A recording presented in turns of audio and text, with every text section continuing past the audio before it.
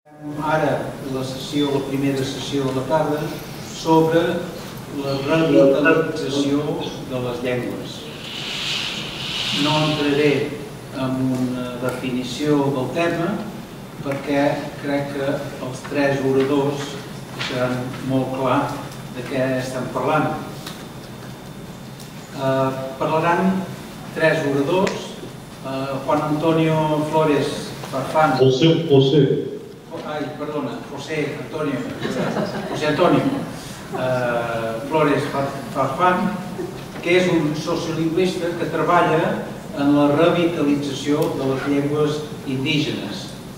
Va néixer a Yucatán, Mèxic, i dos dels seus avis van parlar maia yucatec, un com a primera llengua i l'altre com a segona llengua. I això ha marcat tota la seva vida i ha determinat el que fa ara. La seva passió i el seu profund compromís és promoure les llengües indígenes de totes les maneres possibles. Va estudiar lingüística, primer a Mèxic, a l'Escuela Nacional de Antropología de Història, els títols de grau i màster, i el seu doctorat a la Universitat d'Amsterdam. Treballa a la ciutat de Mèxic i la seva institució és el Centre d'Investigacions i Estudis Superiors d'Antropologia Social, on imparteix i coordina un laboratori que produeix materials multimèdia de llengües indígenes. Representa Llengües a Amèrica Llatina, la qual cosa li ha permès ampliar contactes i xarxes en altres parts d'Amèrica Llatina i del món. José Antonio Namek Motla Palowilia. Pues adelante durante los minutos que te hemos dado muy estrictamente. Buen día, muchas gracias. Miquel, gracias a todos por su presencia, su interés. Me da mucho gusto saludarlos desde aquí de la Ciudad de México y poder participar por este medio. Voy a hablar brevemente de un método de revitalización lingüística que hemos desarrollado a lo largo de un par de décadas con el concurso de Llengües y otras agencias como Kólá, si es el mismo, desarrollar materiales, procesos de revitalización lingüística en México. Daré algunos ejemplos. Todos los métodos de revitalización lingüística tienen como que la inmersión lingüística, como ustedes bien saben. Este método, el que voy a hablar un poco el día de hoy, es el método audiovisual, lo podemos denominar el método audiovisual. El proyecto se ha denominado históricamente durante las dos pasadas décadas proyecto de revitalización, mantenimiento y desarrollo lingüístico y cultural, que son esas siglas que tienen ahí. Se trata de un método de revitalización indirecto. ¿Por qué indirecto? Porque, entre otras cosas, la participación, como veremos, es prerrogativa de los propios actores, es decir, no se forza la participación, sino que se da de manera espontánea. La gente está basada en la idea de un poco de un enfoque jocoso, alegre, de celebración de la diversidad lingüística. Algunas premisas de este método visual es que producimos material multimedia en distintos medios, distintos soportes, aunque no se trata de producir material, desde luego, o el arte por el arte, sino que esto requiere un involucramiento activo de los hablantes, de los propios actores, tanto la producción, en diseminación, consumo de los materiales. Un elemento fundamental también son las autorías, o la idea de las autorías múltiples, porque lo que se propicia es un uso activo desde una lógica ascendente, lo cual supone a una idea de un empoderamiento paternalista, una lógica descendente, vinculada sobre todo a las prácticas del Estado de política lingüística, como veremos en su oportunidad más adelante. Otra de las premisas importantes es la idea de la recuperación de las epistemologías, la recuperación y la recreación de las epistemologías propias, lo cual incluye el arte y la estética verbales, como pueden ser los cantos, los cultos, las adivinanzas y las lenguas, que veremos algunos ejemplos más adelante. Se trata también de este proyecto que hemos tratado en nuestro trabajo. Procuramos la complementariedad de la agencia de distintos actores en función de estos materiales en la generación de procesos de revitalización. La idea de la agencia es muy importante, en el reconocimiento de la agencia de los propios hablantes, un punto fundamental, llegar a la nivelación de relaciones de poder que se producen en los procesos de revitalización, procesos de investigación, de generación de conocimiento, la democratización de la producción de conocimiento. Y otro elemento también muy importante es esta idea de contemporaneizar el legado lingüístico y cultural, es decir, ver como cosas del pasado, de museos, no atavismos que hay que dejar, sino cosas vivas del presente. Daré algunas ilustraciones de estas premisas. Por ejemplo, la recuperación de la epistemología del hablante. Un elemento fundamental un elemento interesante, en este sentido, es el amate. El amate es esto que ustedes ven aquí, es una suerte de papel hecho de la corteza de un árbol del mismo nombre, que los indígenas del Alto Balsas, los naves del Alto Balsas, han dado como un producto muy exitoso en el mercado turístico de artesanías, donde podemos preguntarnos quién ha estudiado a quién. Ellos han desarrollado una suerte de antropología inversa, como estudiando el gusto de los turistas hacia un arte, digamos, como es un arte un tanto naif, si ustedes ven. Esto, por ejemplo, la autorrepresentación en la medida en que los propios pueblos plasman en estas fotografías una ceremonial, vida cotidiana de sus propios contextos cotidianos, ceremoniales, rituales, etc. El arte verbal mismo de estas comunidades lógicas, como pueden ser las adivinanzas, los acertijos, las calatingas, también son parte de la epistemología de los hablantes. Los acertijos, las adivinanzas, son formas de socialización primaria en la lengua y en la cultura indígena. No son formas menores, digamos, o géneros menores en estas lenguas, ¿no? Sino que están basadas perdón, me salió de la presentación de poder. Entonces voy a leer una adivinanza. Lo que hacemos es presentar esto también en un momento con un soporte audiovisual en los pueblos también. Incentivamos la participación a través de estos soportes y aquel que participa de una manera u otra recibe un incentivo que puede ser un video, algunos de los materiales que hemos producido. Les voy a leer esto en audio. Presentos hasta pensistentos hasta leche. Coaxetla, tamaña, paripa, pacalopica, catica. Como pueden ver, es casi probabilidades también. Adivinarás, mujer fatal, si por el río vas, su canto escucharás. Esta adivinanza de la sirena, como pueden ver, aquí está ilustrado la sirena, ¿no? La sirena es un personaje también, es una guardadora, una cuidadora del agua, una defensora de derechos territoriales de los pueblos indígenas en esta región. Le voy a pedir a gente si me hace favor de leer este acertijo, adivinanza en maya del Chilán Balán, para comentarla un poco. Gracias, señor. De nada, noche. In pan, taste lo cocail adab, escucháis vos shaman y el chiquino, tas letzan, tumen puntul guaybal. Eso les da una idea, gracias, Kenneth, de la sonoridad de la lengua maya.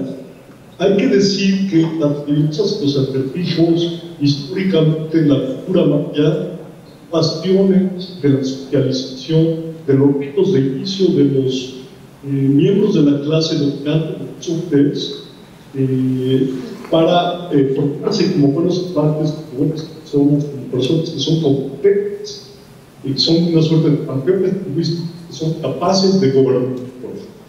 La traducción de esta adivinanza es textos bastante esotéricos. Hijo mío, trae para mí la luciérnaga de la noche, aquella que al norte y al poniente deja pasar sobre, que venga la vida por la lengua de un papá.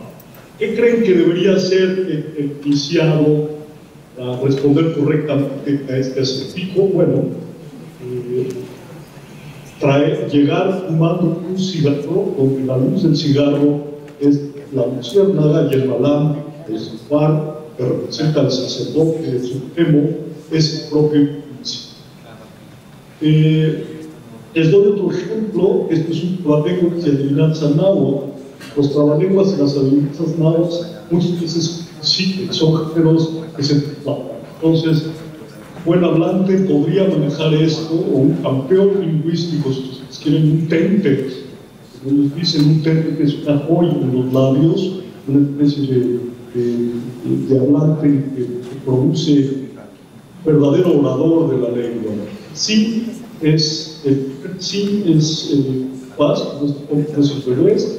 Sin es chiquito, Irián es un árbol donde ponen los niños. Sin es luego paz, es pero, pa es la raíz del verbo ver, el náhuatl, reduplicado, cuá es ver. Entonces es algo que tiene un tronco, que tiene pompas, que pierde el pelo. ¿Qué sería? Aquellos de ustedes que adivinen, digamos, para que vean un poco lo que son los pueblos, podemos hacerles llegar a algunos de estos materiales con mucho gusto. ¿Alguien tiene una idea rápidamente? ¿Qué podría ser la respuesta? La tijera.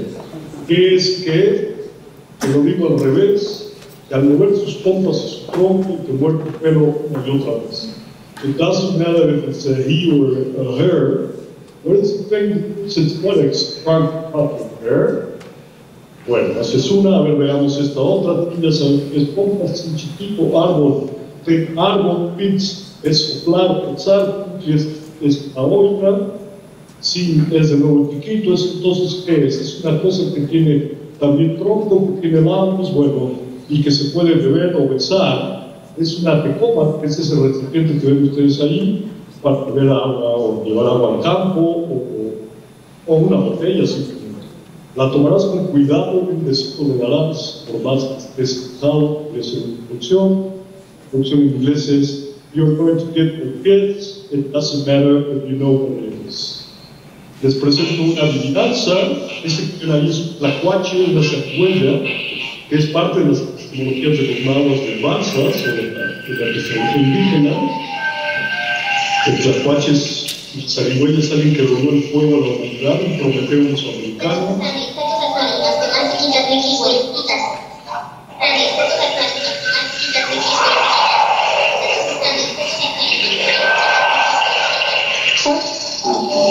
Por más que quieras y trates, nunca lo podrás ver, aunque sin esfuerzo lo sientas correr. Ese es Emiliano, mi hijo, cuando era un bebé. Ese es Ejecas, la escultura de Ejecas, del dios del viento. Aquí también tenemos un elemento mitológico que es el conejo en la cara de la luna. Y bueno, disfruten un poco el náhuatl. Es la adivinanza del viento, que es un dios parecido al tlacuache, ¿no? El tlacuache se peló su cola al donarle el fuego a la humanidad, como pueden ver ahí. Esto está ilustrado en la mates, que es esto que utilizan los náhuatl de Banzas. Veamos el alcance de este proyecto, para no perder más tiempo. Este proyecto ha intentado, esperamos que haya logrado superar una serie de reducciones que se producen desde el Estado, desde las políticas descendientes, una serie de reducciones sucesivas a las que se han sometido las lenguas y las culturas originarias. Por ejemplo, la paradoja escolar, es decir, la escuela como un lugar donde podemos desarrollar seres pensantes, seres críticos, seres que celebran la diversidad. En realidad es un espacio que afortunadamente sigue siendo un lugar que promueve la castellanización, la hispanización, la aceptación intelectual, la estatalización de los pueblos, la homogeneización. La escritura es un complemento que, si bien tiene una gran importancia para la defensa de las lenguas y las culturas enlazadas, gusta el Estado en producir alfabetos, es lo que se produce muchas veces la política lingüística, o producir producción por subordinación, la Constitución Nacional, el Nacional, etc. Desde la academia tenemos un sistema de documentación pasiva, usos solamente enigmáticos y simbólicos de las lenguas amenazadas, en la conformación de grandes cantidades de datos. Ops, ahí está corriendo algo que no debería correr. Perdón, ahí hay un problema. Bueno, en este proyecto hemos tratado de distribuir materiales a nivel de la sociedad comunitaria, buscando la apropiación de los propios actores, desde luego que nos haga suyo, con la visibilización de las culturas indígenas a través de un componente de un enfoque multimodal, componente formativo. Eso quiere decir, los hablantes se forman en la práctica, en la producción misma, lo cual ha propiciado el desarrollo de una producción, un consumo cultural propio. Quisiéramos ver una industria cultural, un consumo cultural por los indígenas, que fortalezca desde una lógica, desde una micropolítica, desde la base comunitaria. Este proyecto también, por último, ha impactado en la sociedad actual, por ejemplo, celebrando el español que ha tenido influencia de las comunidades indígenas, por ejemplo, un material que se llama Las Anticuerdas de Tlaquache, que es esta zarigüeya dando piruetas en el metro de la Ciudad de México. Ahí pueden verlo en YouTube y en el sitio este que tiene los indígenas.mx. Va descifrando los cofres náhuatl de la Ciudad de México, sensibilizando al gran público sobre sus significados y acercando, por tanto, curiosidad e interés por el náhuatl. Aquí tenemos un adivinante maya, finalmente, para que tengan una idea de lo que presentamos en los pueblos. Me adelanto un poco.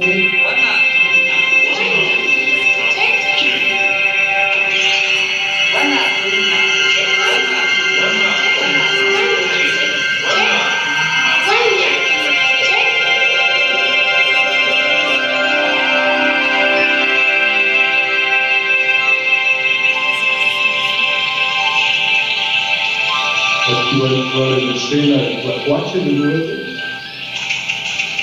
jugando. Esta primera es un más cultural. Esa es una luz, vamos a ver. Ambos son tricksters.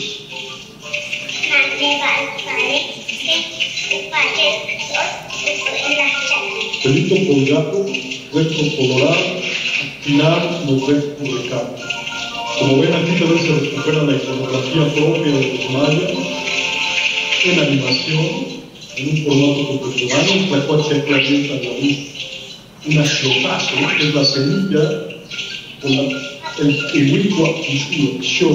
Esta semilla es un conjunto que es fundamental para preparar el pinillo de las comunidades indígenas, bueno, que ya pasó a ser parte de la gastronomía tradicional indígena. Aquí tenemos un ejemplo último de una obra sinfónica en maya yucateco que se presentó en Caimipé, el canto a la flor, que se presentó en Bellas Artes.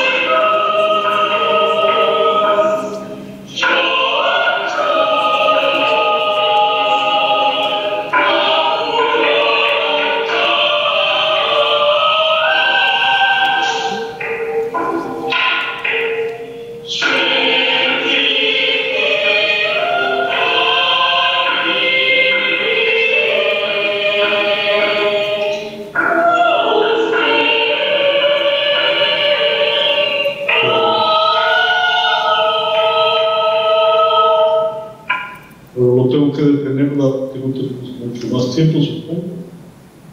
Muchas gracias por su interés, por sus preguntas y por su presencia, desde luego.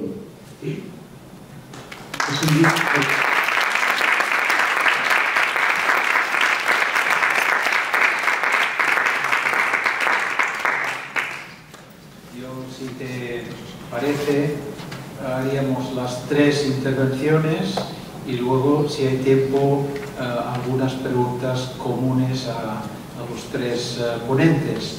Muchísimas gracias. Gracias a ustedes. Es una lástima que no estés con nosotros. Creo que has tenido un problema de salud, pero más bien la solución a los problemas de salud es cambiar de médico. Y por lo tanto, olvidar los médicos. Espero que en el futuro podemos volver a verte y saludarte en persona. Será un gusto, muchas gracias. Muy bien.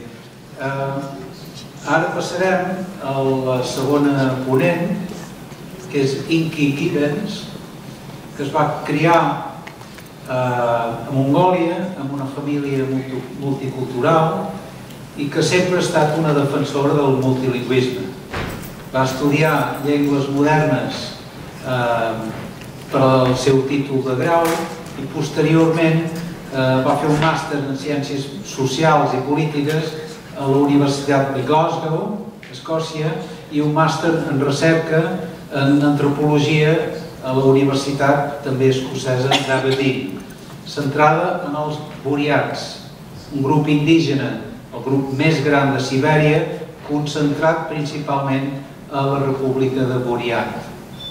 Durant aquest temps es va adonar que la llengua i la cultura dels seus avis, el buriat, estaven classificades per la UNESCO com a amenaçades, i això la va convertir d'una defensora a una activista.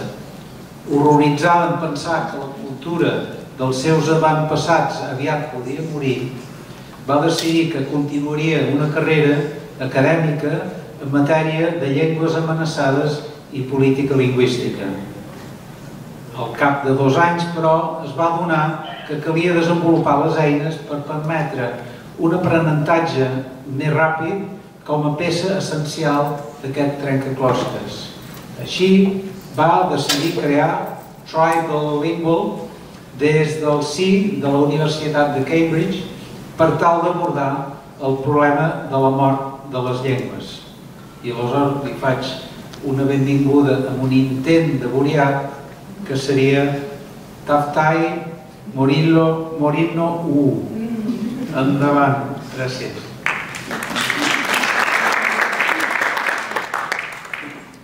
So yeah, I'm going to stand because I'm used to standing before. And thank you very much for inviting all of us here to Barcelona. I love Barcelona. I think it's amazing.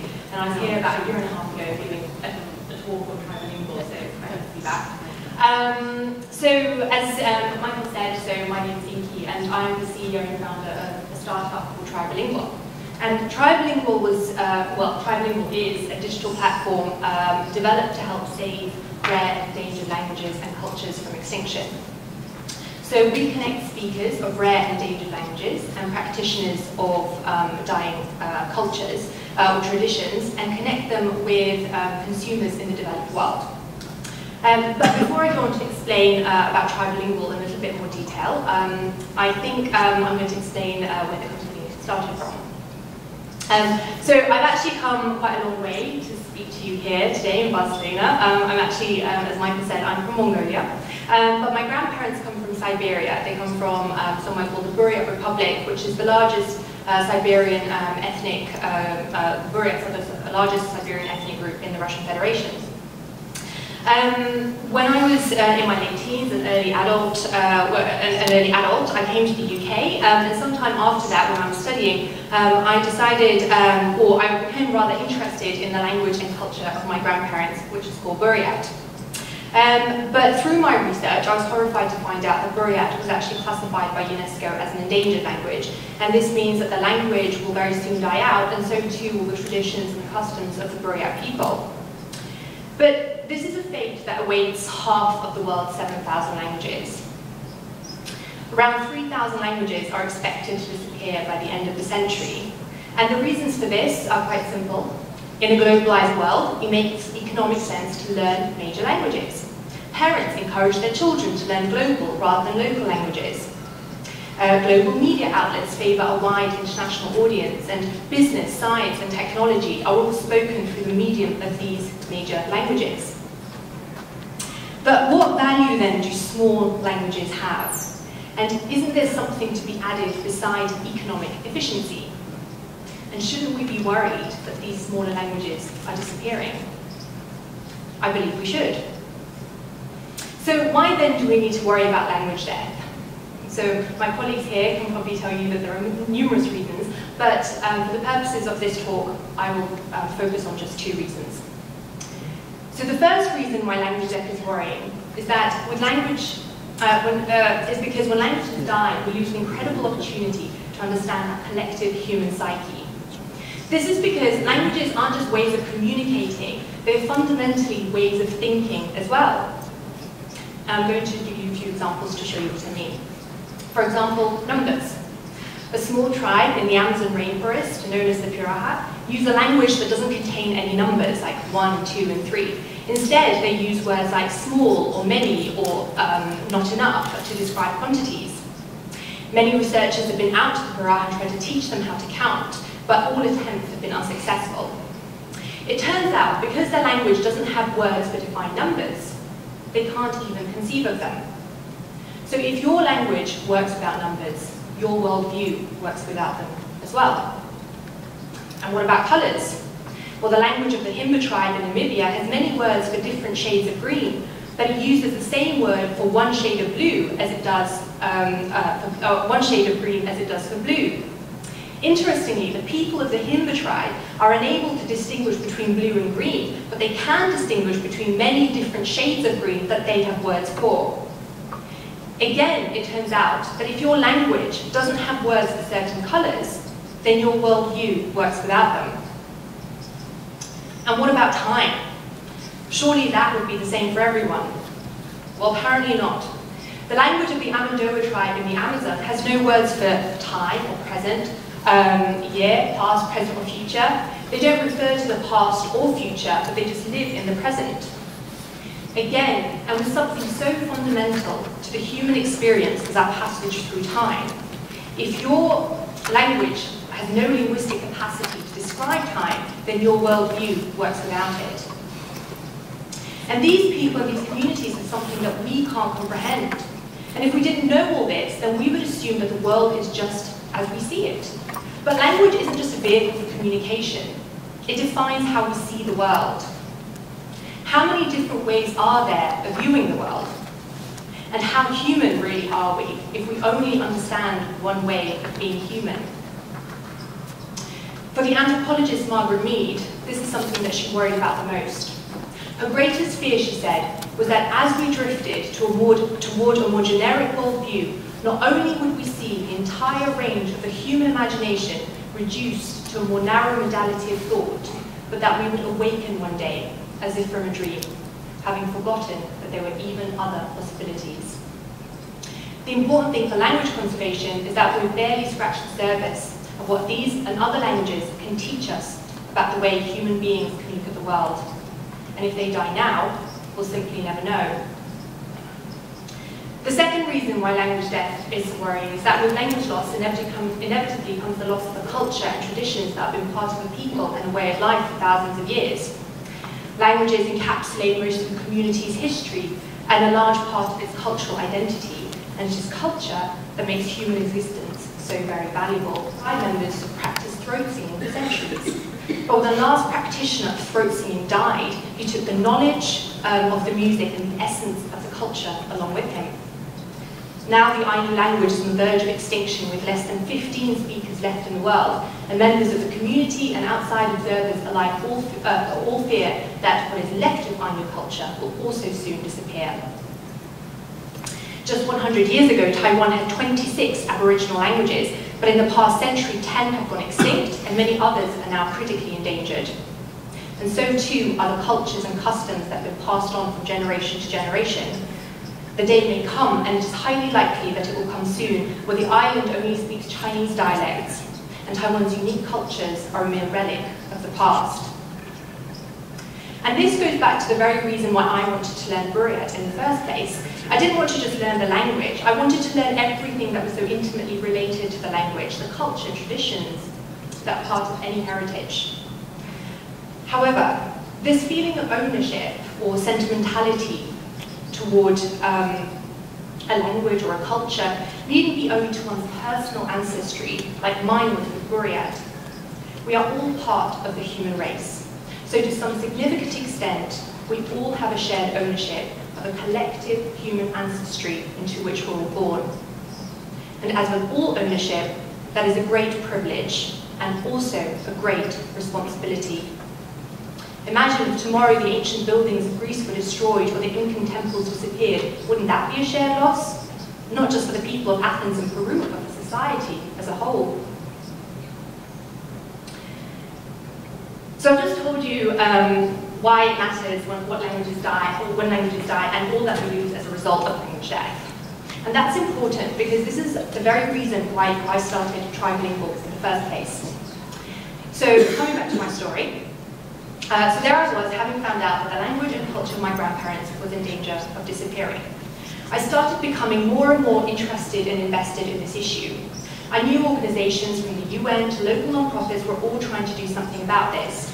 On top of this, academics all over the world are also trying to document these languages before they die out. But for me, I thought that really the only way that we were going to save these languages is to get more people to speak these languages by teaching them. So I looked around within my network, and I was trying to think of ways that this could happen. So I developed this idea of connecting people who spoke these languages with people who wanted to learn them. So with no backup, I decided to quit my job and my PhD to start this company and a movement to save the world's endangered languages and cultures. Was I scared? Absolutely. But I was even more scared of not being able to do anything to address the problem before Buriat had disappeared for good. I'd heard that the University of Cambridge were running a social innovation accelerator program where if you're a social impact business, you could pitch a business idea to them. I got accepted, and that was how Trilingual was born. So when we built Trilingual, we did this in order to solve one of the world's biggest problems, that of cultural loss. The first products that we launched, which were easier for us, were language courses, in which customers can learn not only the language, so not only the basics of the language, but they can also learn the history and the songs and the stories, while giving people the opportunity to interact directly with a native speaker. So if you're interested in Tamazight, then you can speak to someone straight from the sand dunes of North Africa. If you're interested in Malagasy, then you can Skype with someone directly from the island of Madagascar. We currently have courses in Ainu, Greco, Malagasy, Mongolian, to name a few, and our customers have also come from all over the world. We've had travelers, we've had scholars, we've had businessmen, we've had heritage learners, and we've had those people who just want to learn something new, and they're curious about the world. And currently, we're also focusing on developing new products within the company as well.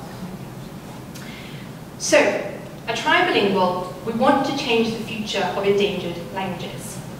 Our explicit aim is not to just get rich, but make money we must. Our aim isn't to be famous. That'd be useful. Our aim is to make sure that endangered languages continue to be spoken. We envisage a future where diversity triumphs over uniformity and where colour breaks the monotony. But if this is to be achieved, a sustainable mechanism to promote cultural preservation is needed. Of course, all this wouldn't be made possible without the speakers with whom we work closely. Some of our teachers are people who have approached us, some people we have found, but no matter, they all have one thing in common, and that is to save their own culture. In addition, some of the speakers that we work with don't even realise how unique and exciting and interesting their culture is. So our platform allows them to share a part of themselves with people all over the world. So I'm going to end on a quote from one of our teachers, Olympia, who's been with us for a while now, and I think she has one of the best quotes. And she says, "When I was born, my dad gave me the most beautiful gift, Greco, an endangered Greek variety spoken by less than 300 people in southern Italy. I decided to try and revitalize this stunning language in several ways, and that is why I've decided to join Trilingual. And I know it might be weird if Greco's new speakers come from outside of the community, but I have now realized that it is better to make it live in the world rather than let it die within its borders." So by taking part in this Faber and Linguapax residency, again, thank you for the opportunity, it's really solidified, in my mind, the pressing need for a sustainable means to addressing the issue of cultural erosion. And I think through the numerous conversations I've had with my esteemed colleagues, I think you feel the same way. So I hope you will join us in our mission. Thank you very much.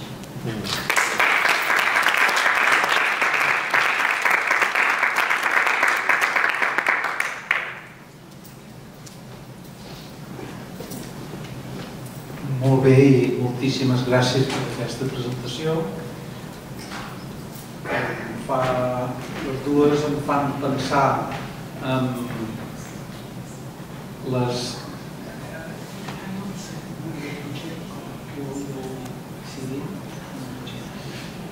cosa que direm a les conclusions, potser. Passem ara a Kólá, que tinc aquí al meu costat, que va obtenir el títol de grau per la Universitat d'Ibadan, que és la segona ciutat de Nigèria, el 2005, i té un màster en lingüística per la Universitat d'Illinois del Sud, Edwardsville, i va ser becari Fulbright del 2009-2010 en aquesta universitat i posteriorment va fundar el projecte de noms Yoruba a yorubaname.com. El seu treball abasta temes de llenguatge, educació, tecnologia i literatura i es pot trobar a keitravula.com i en altres llocs. També ha escrit per Brittle Paper, Guardian, de Nigèria i del Regne Unit, 234 Next, This is Africa i AK Review. El 2016 va guanyar el Premi Especial Ostana de Chambra d'Oc a Cuneo, a Itàlia, pel seu treball en defensa de les llengües indígenes, sent el primer africà a ser honorat així. I actualment treballa com a assessor lexicogràfic per a Oxford Dictionaries, com a lingüista contractat en projectes per Google i com a professor d'idiomes. I llavors intentaré donar-li la benvinguda en Yoruba, Ka-a-bo.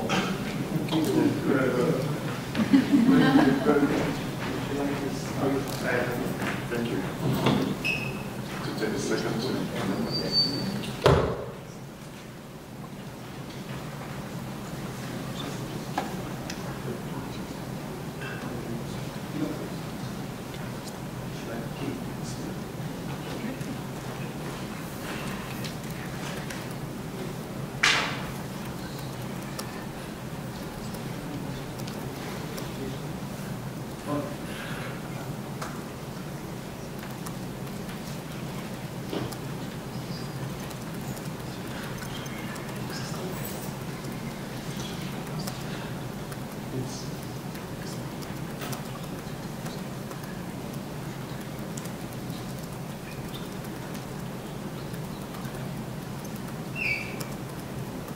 Hello everyone.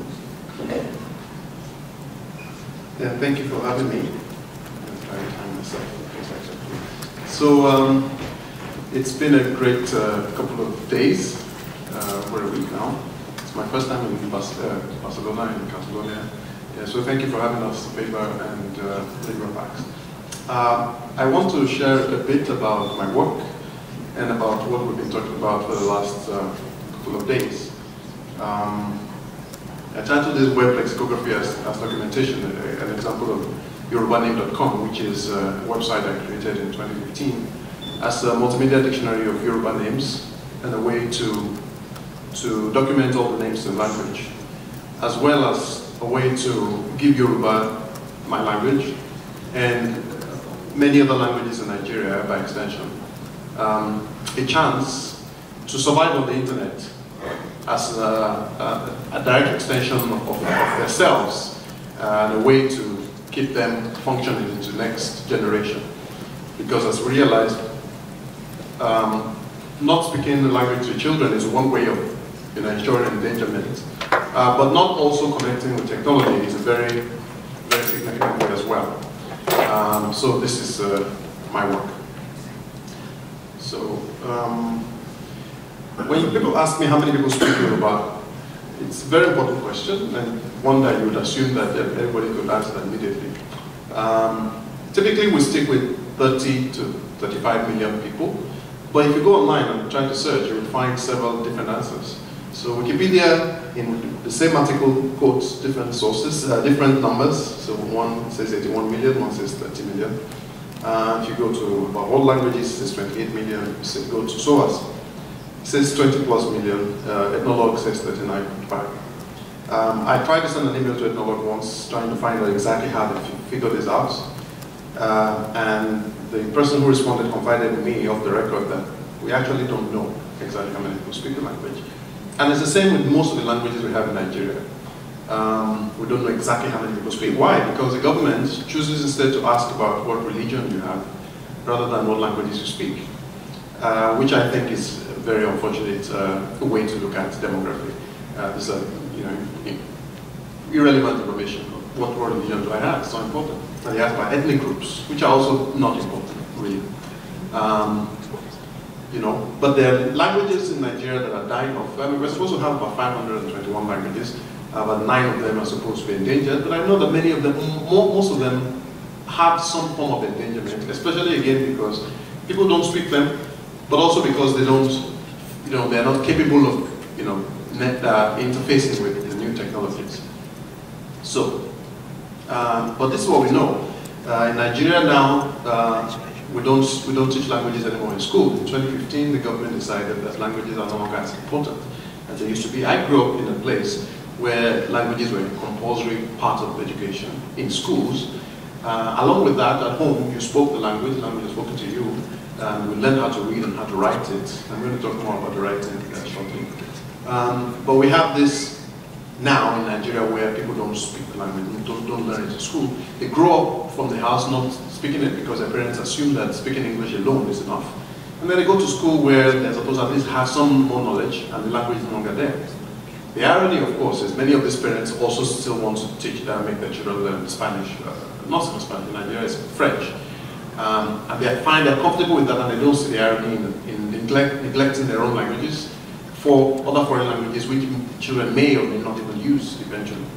And I was speaking to you earlier about, also there's another irony in that with the amount of expense and knowledge and time we spend teaching people English instead of their own language, or at least giving them a chance to learn it.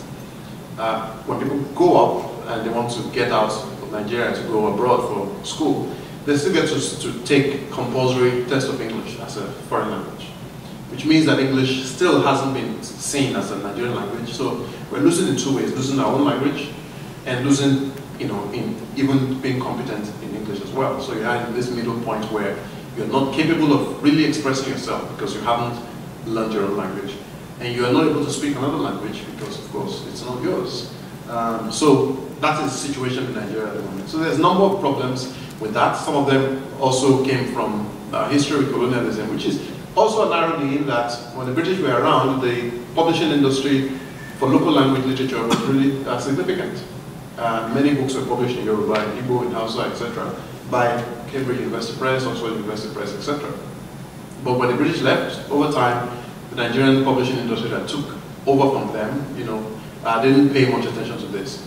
So at the end, you have people growing up without adequate literacy in their own language, which I find very sad.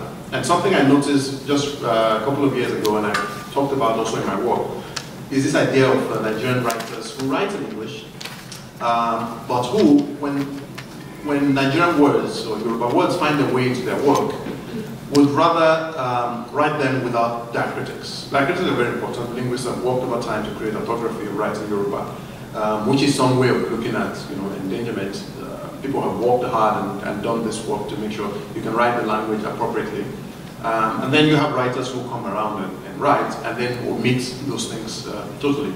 And Yoruba, I'm going to show you an example of ambiguity we have in the language. If you don't write the word appropriately with the diacritics, you might end up saying something different. And the reason I have a problem with the writers who do this is because most times, when French words, for instance, show up in their work, which is in English, their work in English, they mark them with the appropriate accents. When Swedish words come, they mark them appropriately. But when the Yoruba word comes, the language you speak, they don't, which I find problematic. So I've done some work, calling out this in my work. When you see my name written usually on my book, usually you find the diacritics there. And, why is this there? But that's how Yoruba is meant to be written. So as a result of these problems, we also have the web. When the web came, it wasn't favorable to African languages, of course, because there's not enough material on there. The publishing industry had died. We didn't have enough material on the internet. And now when you see people write, they don't write appropriately with the tone marks. So you have a lot of ambiguity, you have a lot of junk writing on the internet. And so people who want to create speech products like artificial intelligence, for instance, they don't go about finding human beings to pronounce or write them thousands and thousands of lines. Usually they just send a computer program to go around the web and find writing samples in those languages. But for African languages, because the problem that has come from over time has prevented them from being visible in the first place. So they not go to your Apple device now, you have Siri in Swedish, in Norwegian, in Danish. Those three languages are about 18 million people. Yoruba is spoken by over 30 million people, and artificial intelligence applications don't exist. So much of my work is trying to fill this space, create as much opportunities for technology as possible. So Yoruba is its own language. I'm going to give you a short example of what Yoruba looks like when you write it. So when you write it with or without. Fetí sílẹ̀. Bàtà. Bàtà. Bàtà. Bàtà. Oru. Oru. Oru. Oru. Oru. Oru. On. On. On. On. On. And so on and so on. It will take a while to keep going through this. So, so that's the language, and we need the tone marks again to disambiguate. So, when I was working in 2015 after I left university, one of the things we did as part of the Yoruba Name project, which I'm going to talk about, is create this free tone marking software. Because again, you couldn't write on the computer. Microsoft didn't care about Yoruba. You could sometimes put the accents, but you couldn't put the subdots, which are important in the language. So we created this free tone marking software, which we released in 2015, so you can write properly in the language. This is the project here. So that was one way of helping people write in language. Because again, it has a lot of ripple effect. If people can write properly in the language, then there's enough material on the language on the internet, and people who want to create technological solutions which can help people will be able to find things to use. Okay, so I was going to show you how I wrote my name, but I did that already. So yorubaname.com is a dictionary of Yoruba names. Again, it's a kind of lexicographical work, at least my part of it is lexicography, which is to look at all the names that are submitted, look through them, edit them to fit Yoruba writing patterns, put the meanings, put the etymology, etc. I'm going to show you more. But it's also a way to put stuff on the internet again to help make the languages visible. There are a number of other things we did, Tweet Yoruba project between 2011 and 2014, where we tweeted in Yoruba all day, and we encouraged people to tweet in their own languages. And we did this to encourage Twitter to allow the platform to be translated into Yoruba, because they were translated into different other languages. They had no African language at the time. And by 2014, they listened and they opened the translation platform to Yoruba. We have this Niger Twitter, which is a rotation curation account on the internet, where we advise people to sign up every week. We hand over the account to somebody who tweets in their language all through the week. As a way again to help people use their language on the internet. We're working on yorubaname.com as well. When I worked at Google for a year, 2015, 2016, one of the last things I did was also make sure that on your phone you could write with tone marks appropriately in Yoruba. That's Gboard. If you use Gboard now in Nigerian language, you can have that as well. The text-to-speech application was something we did to be able to help Yoruba name pronounce Yoruba words. So instead of having someone record all the sounds, we had to create a system to make sure that the names, as long as they're written appropriately, can have the computer pronounce them out. Text-to-speech had not been done for Yoruba before. And we also hope to be able to do much more like automatic speech recognition, to have people be able to speak and have the computer understand what they're saying. We have this for many other languages because, again, there's enough material on the internet, there's enough user base, and again, of course, for big companies, it's commercially viable. But if they see that there are African languages that have speakers that need or care about these things, maybe they'll pay attention. Or even if they don't, I and a couple of other people who are working in this regard hope to be able to fill this space by creating solutions ourselves. And that's that. Yorubaword.com, something I've been thinking about and I thought a lot about during this residency, is supposed to be a dictionary of Yoruba itself. So again, today you can't find any dictionary of Yoruba on the internet that has audio, that has geolocation, tells you, what the distribution of the word, how it's spoken, and that is free to use. Most dictionaries in Yoruba that are good, that are behind a paywall or the university locked up somewhere. So this is a kind of way to democratize information in such a way that more people can have access to it anywhere in the world, and it's crowdsourced so that most people can add new things to it themselves and benefit from it as well. And this work is also open source, by which I mean all the code we use to create them are freely available, so that anybody else who wants to create for their own languages are able to do that. So again, lexicography as a form of language documentation. When you think about language documentation, typically we think of language spoken by 3 people, 4 people, etc. Which is a valid way to look at language endangerment. Yes, it's a kind of, you're trying to save a language that is already on the brink. But there are also different other ways of saving the language. And languages that have 30 million speakers can also be endangered, which is something, conversation we've had about throughout this week. Because again, technology is a way, has a way of either harming languages, no matter how big they are, or helping languages survive into a new generation. Young people most times spend all their time on the computer and the phones.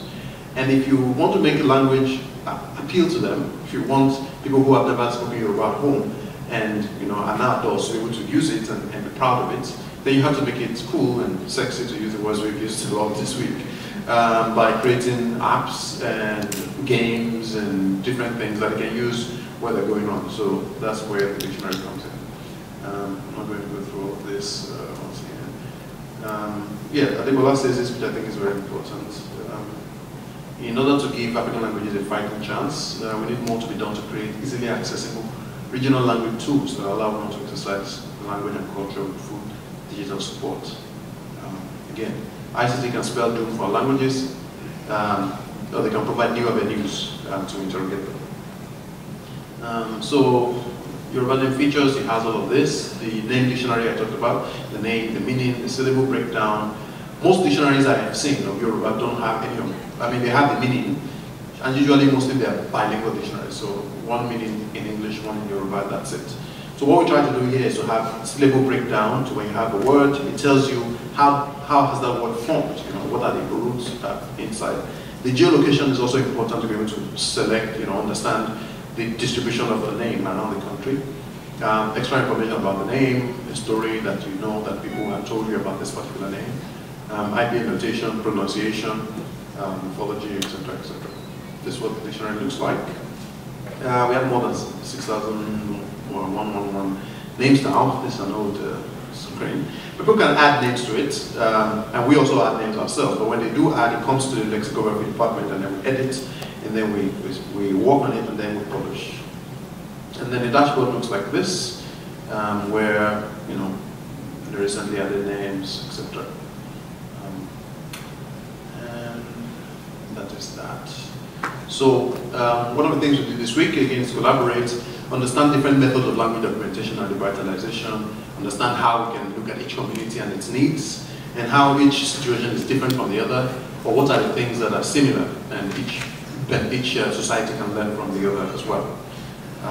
We compared notes about endangerment, I mentioned that already, and then sharing about methods of making, these tools to help other languages survive. And with my friend Kólá, we talked about how to use constructed languages to also simplify orthography. So one of the things I was thinking about a lot, especially since this tone marking thing keeps coming up, especially among young people in Nigeria, is if we don't learn if tone marking is so hard to learn, how to figure out, how can we simplify the orthography in such a way that it can appeal to young people as another way of learning to write the language, etc. So that's one of the conversations we're having. That's that. Thank you very much.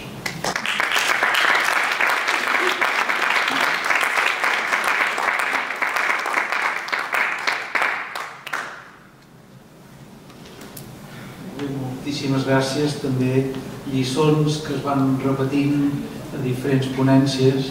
Ara demanaré si podeu connectar l'Skype novament, perquè tenim el José Antonio. Espero que estás todavía allí. I tenim pocs minutets, hem començat tard, però tenim pocs minutets per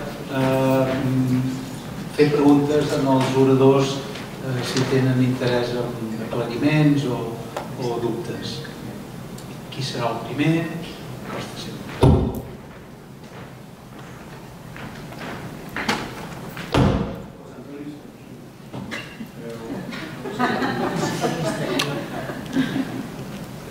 Todavía más virtual de lo normal.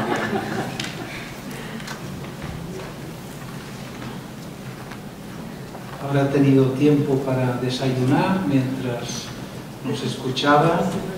Hi ha 7 hores de diferència entre Barcelona i Mèxic. No sé si podrem resoldre aquest problema.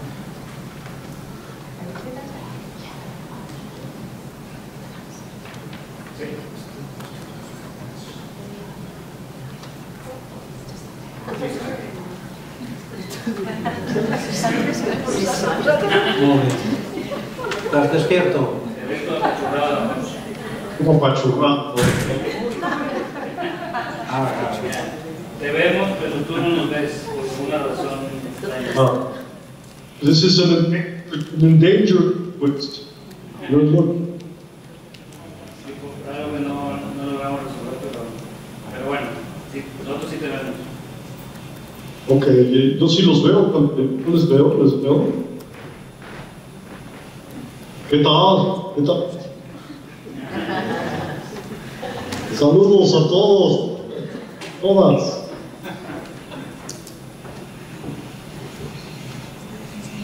Si no hay preguntas,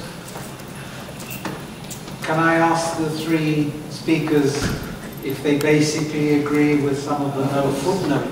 The problem is not really the threatened languages, but the languages that are threatening them. In other words, the threatened languages, through no fault of their own, are in a difficult situation, and that the solutions to the problems are not mainly within these languages, but within the social, political, economic environment around them. And that what I think all 3 of you are doing is to try and fight against this monolingualist ideology and the prejudice that speakers of so many languages suffer at the hand of the monolingual dominating language speakers.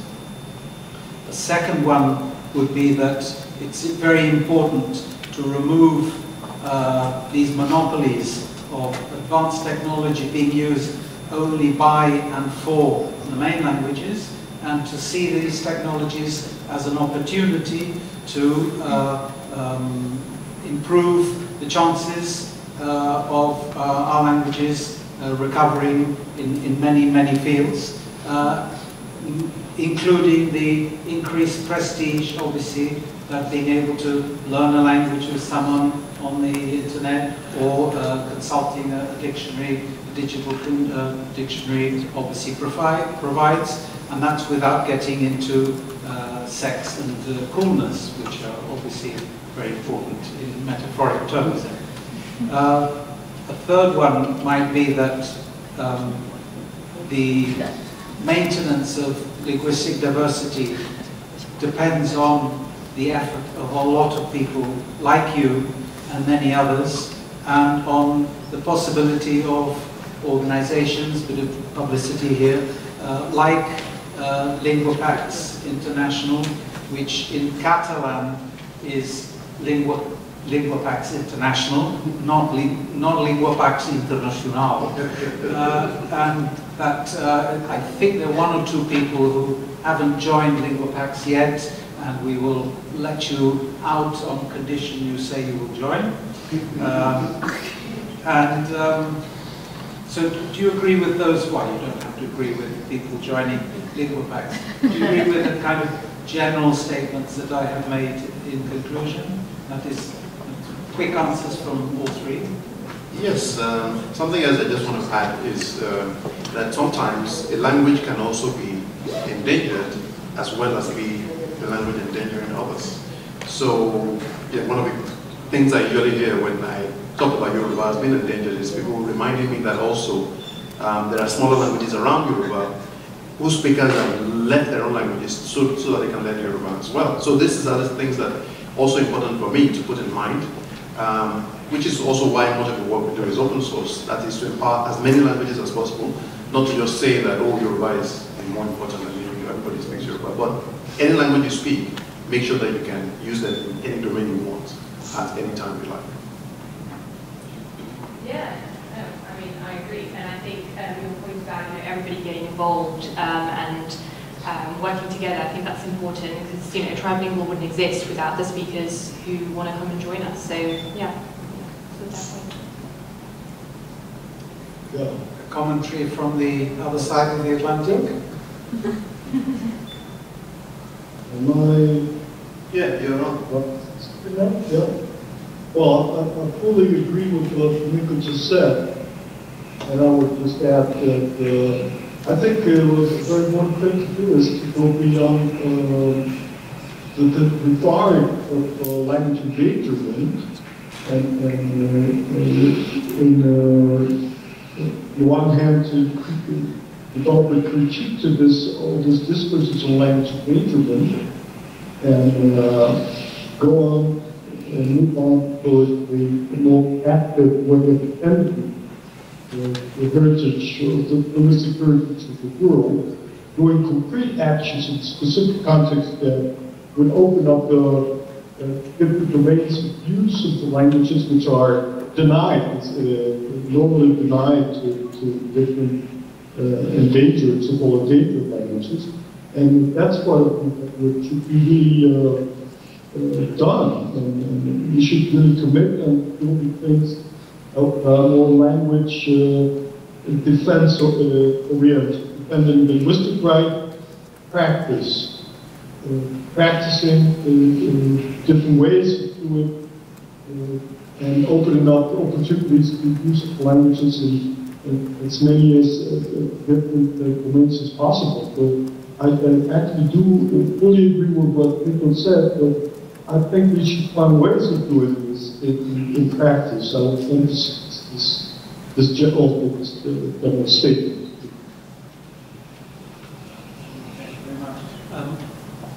El que proposo és que continuem ara amb una sessió general.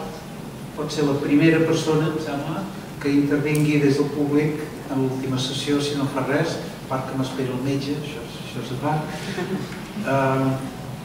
Can I make just one last remark, apart from thanking you very much for your enthusiasm, for your ability to communicate not only the reality you face, but also the work you are doing, and say that the room is not quite full. There are some people who couldn't make it, and among them, maybe there are people who are awaiting trial in prison or in exile for political reasons, which is why I wear this yellow ribbon. There are other people who could make it for other reasons, but that is the reason I wear my yellow ribbon in defense of democracy. So, sorry for that short speech. Moltíssimes gràcies a tothom i a continuació, directament, passem a la sessió de debat conjunt entre tots els ponents. Moltíssimes gràcies.